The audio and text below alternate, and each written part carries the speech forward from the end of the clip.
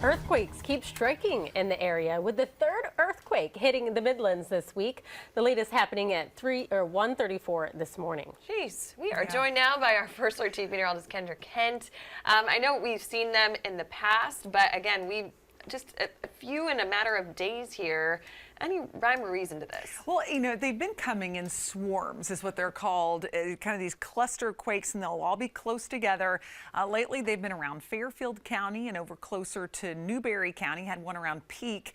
But overall, we've had about 22 quakes so far for 2023, and 8 of those have been in the month of November. So we've had quite a few just in the last few weeks, and 2 of those have been in the upstate. So let's talk a little bit about one of the most recent ones.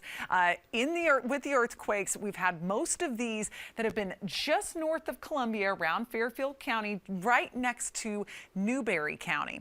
So that's been our real focus for many of these quakes. And recently, we had that one. In fact, it was early this morning. That was a nearly 2.0 magnitude, but it was a little bit deeper, still considered one of the shallower quakes.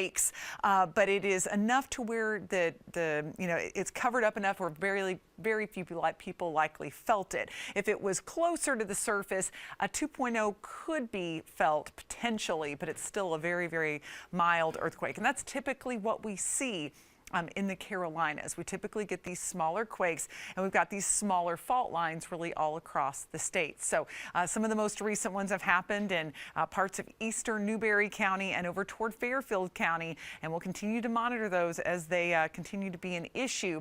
But the good news is no one has been hurt, and no structural damage from any of these earthquakes has been reported. But coming up, we will continue to monitor that situation as well as your first alert weather, as we have a first alert weather day coming for Saturday because of rain, something that we really need. It's just poorly timed for so many holiday events. Now,